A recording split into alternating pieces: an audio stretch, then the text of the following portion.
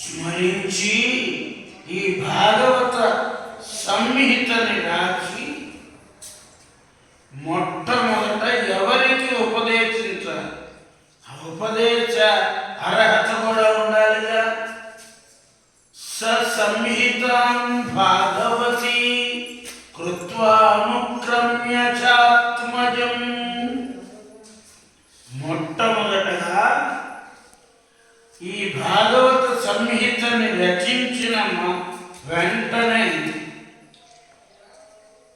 తన కుమారుడైనటువంటి సర్వసంగ పరిత్యాగైన శ్రీశుకుల వారికి ఈ భాగవతం మొత్తాన్ని బోధించారు. ఎందుకని? ఈ శుకుల వారికి ప్రపంచం పట్ల ఉపేక్ష, అస్సలు బంధమే లేదు. ఎందుకని చెప్పాడుగా 16వ ఏటే తల్లి కడుపులో నుంచి వస్తూనే వ్రజంత మనుపేత కృత్యం సన్యసించి వెళ్ళిపోతున్నాడు. ఈయన పుత్రాన్ని వెంబడించాడు తప్ప ఆయన పట్టించుకోవాలి. కనుక ఈయనకి ప్రపంచం పట్ల ఉపేక్ష, ఈ జగత్తు పట్ల ఉపేక్ష. మరి ఒక్కరి మీదే అపేక్ష. ఎవరి మీద? పరమాత్మ మీద అపేక్ష. కనుకనే జీవన్ముక్తుడయ్యాడు. జీవన్ముక్తుడికే ఉపదేశం అర్హత ఉంటుంది. కనుక ఇక్కడ శుకులకు ఉపదేశించారు.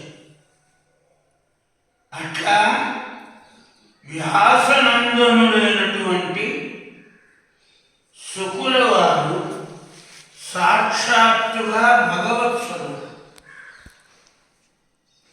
ఎందుకని? తన తండ్రి ద్వారా ఈ విశాలమైనటువంటి భాగవతాన్ని అధ్యయనం చేశారు. సాక్షాత్తు భగవత్స్వరూపుడు. ఎందుకని అన్నారంటే అతని బుద్ధి ఎంతసేపు భగవంతుని యొక్క గుణాల వైపే ఆకర్షితమై ఉంది. అందుకని సుఖయోగికి మనం ఎందుకు పనికిరాని కొడుకుల మీదే మనకు అత్యంతమైన ప్రేమ. అట్లాంటిది సాక్షాత్తు పరమాత్మ మీద మాత్రమే అపేక్ష గల కుమారుడు అంటే వ్యాసుల వారికి ఎంత ఇష్టం. అందుకని హరిభక్తుడు అట్లాంటి శుకుల వారికి ఉపదేశిస్తే శుకుల వారు ఏం చేశారట? హరిభక్తుడైన పరీక్షిత్తుకి భాగవతాన్ని ఉపదేశించడానికి స్వయంగా విచ్చేశారు. ఇప్పుడు శౌనకాది మహర్షులు వింటుంటే సూతుల వారు చెబుతున్నారు, ఏమయ్యా భాగవతం వింటే ఏమవుతుంది? కృష్ణ పరమాత్మ మీద భక్తి కలుగుతుంది. అది భాగవత ప్రయోజనం. ఇప్పుడేమిటి? భక్తి ఒకసారి కలిగేటప్పటికీ రెండోసారి కూడా భాగవతం విందామనే ఒక ఉత్సుకత మొదలవుతుంది. కనుక మొదటిసారేమో భాగవతం వింటే కృష్ణ పరమాత్మ మీద భక్తి కలిగింది. ఇప్పుడేమిటి? భక్తి కలిగింది కనుక భాగవతం విందాం.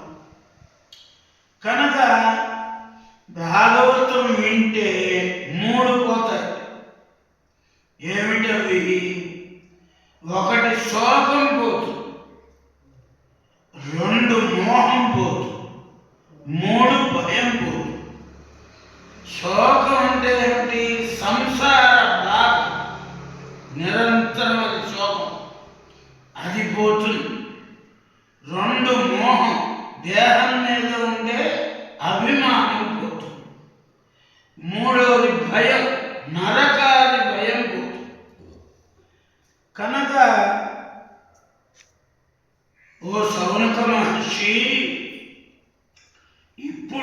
ఏం చేస్తానంటే పరీక్షిత్తు యొక్క జన్మ కర్మల గురించి, అతని మోక్ష ప్రాప్తిని గురించి చెబుతానని చెబుతున్నాను.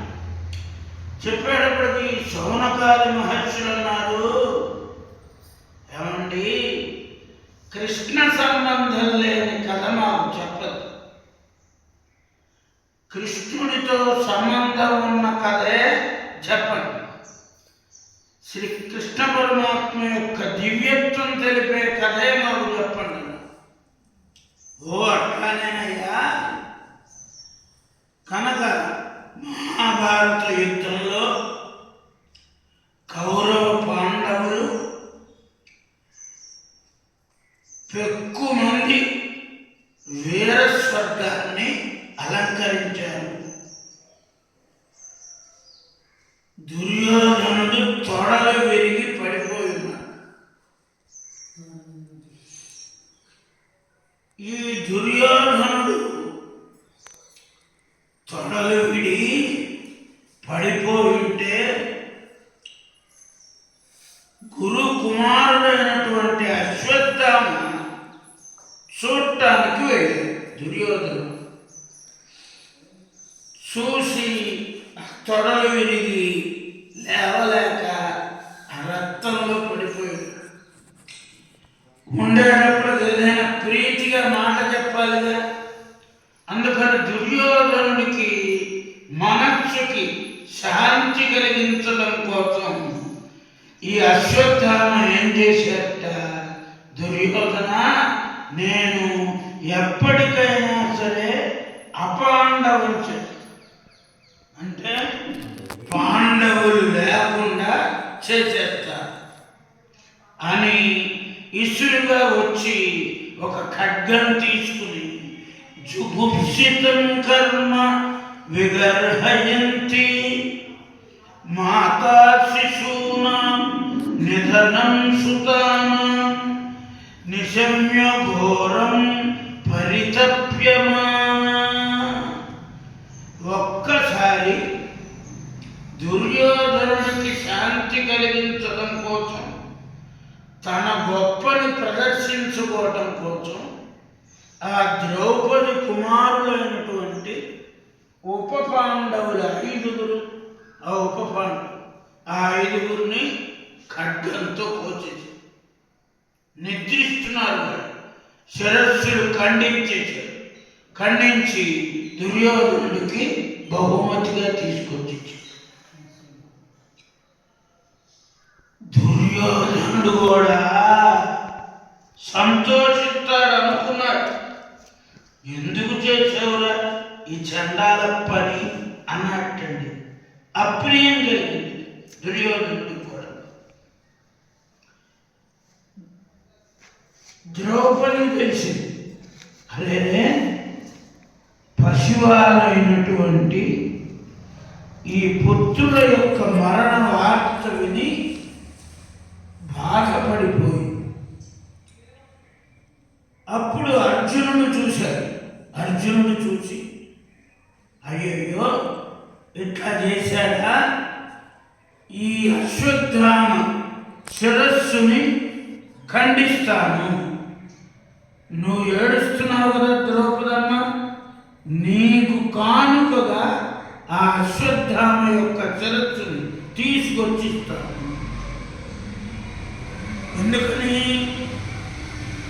పసిబాలుని హత్య చేశాడు.